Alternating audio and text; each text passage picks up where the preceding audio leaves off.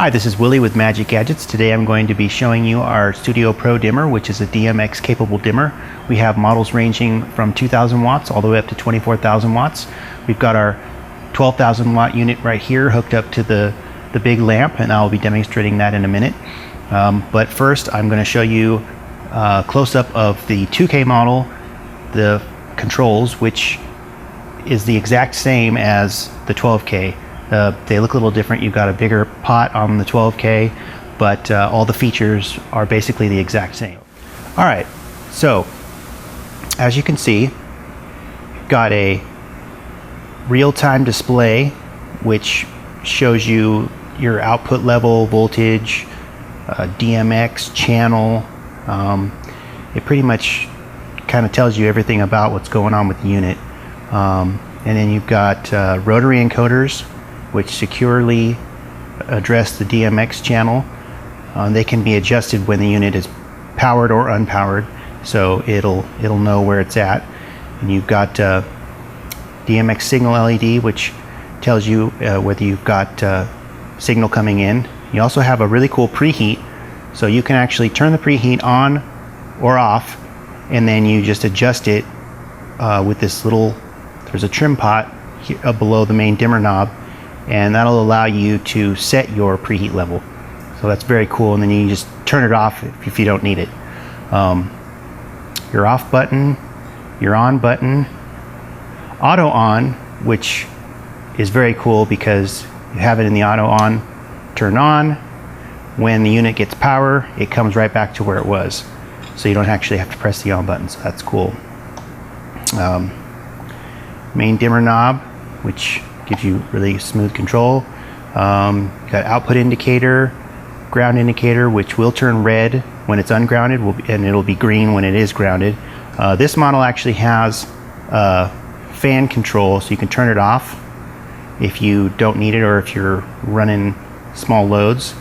The other position is auto, so it'll actually change speed based on temperature. So it is a temperature sensing fan. And then you've got a 3-position switch here for local mode, DMX mode, or local and DMX together. So that's a pretty cool thing, and that's about it, except you do have the capability of using multiple dimmer curves. So once you basically hold the green on button, and that'll put you into the dimming curve mode, and then you can change it from there by actually just cycling through by pressing the on button again, and then it will save it and go back to normal operation.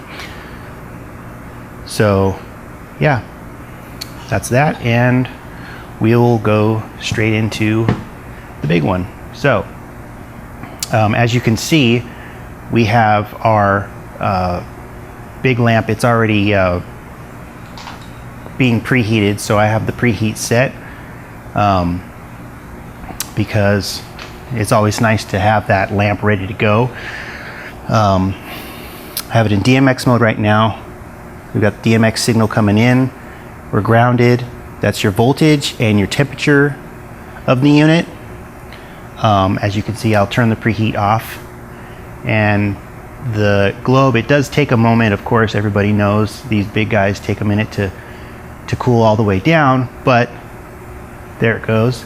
And I'll turn it back, preheat on, and it'll take a moment, but it will actually come back to its preheat level, which is set at about, I think it's at about 10% right now. So switch to local mode, and we'll basically, you have full control all the way up to your full output, smooth control all the way back down.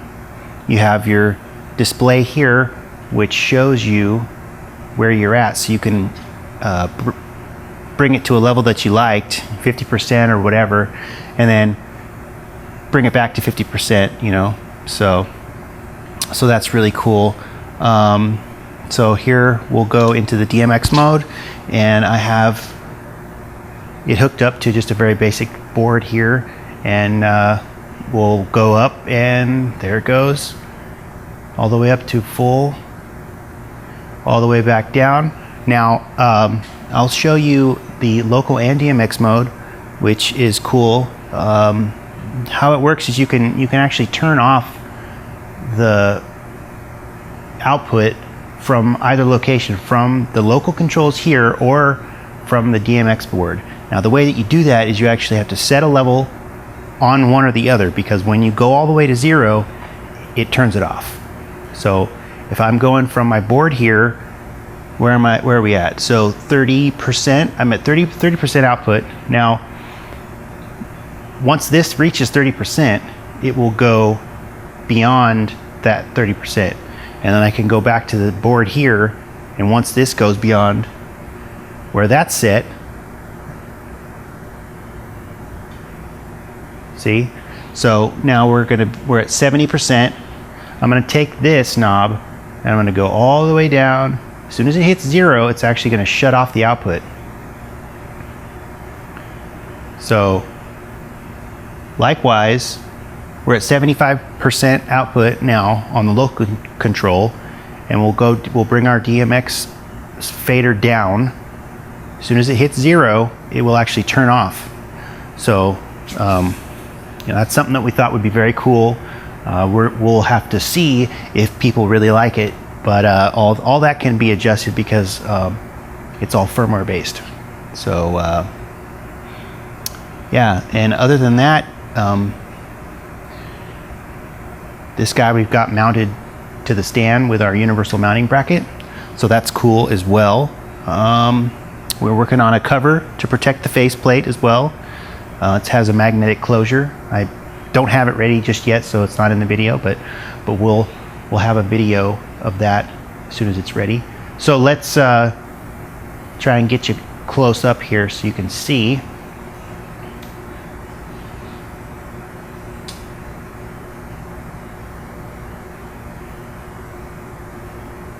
How it's working, and there it goes all the way up.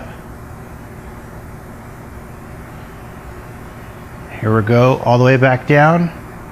Now, if you noticed that whenever I make an adjustment, this display, all the indicators, they come back to full brightness. So normally what'll happen is after about 10 seconds, all these indicators on the front panel will actually dim back to, I think, about 10% output. So that's really cool, because when you use it, you want to actually see what's going on, but when you're not using it, you don't want any of that see, there it goes there. So you don't want any of that extra light to spill out and be a distraction. I mean, granted, it's a 10K or a 12K, so you're going to be, that's the least of your worries, is a little bit of spill light. But anyway, and when you're actually in DMX mode, DMX only mode, and you make any changes from the DMX board, that display actually stays dark. So that's really good if you're gonna have this thing, or any of these mounted in a location that's semi-permanent. It may be there for 6 months or a year, and you don't have to mess with it. You just leave it in the auto on position, and that's that. So as soon as the main power comes back, all your units turn on and they're ready to go. And they will actually come back when you have auto on. So we're going to power the unit down, bring our level up to max or wherever it's set, and I'm going to flip the breaker. And then once I've turned the breaker back on, we're simulating power loss or power restore. And so when power is restored, we turn it on, auto on's enabled, comes back, and the unit auto dims up over about a 3-second period to wherever it was. So that's great. Helps save some globes and helps save some time messing around with all your controls. So I think that about covers it all. We're going to be doing a few more videos on other products that we have currently still, and this is our newest product. We've got the Shadow Maker, which is very popular. We're going to be demoing that next. So that's the next video to come. But other than that, take a look at pricing online. Take a look at one of our reseller locations. We've got them all around the country. So if you're interested, either give us a call or give one of them a call, and we can help you out on anything you need information-wise. Thank you for watching, and we'll see you next time.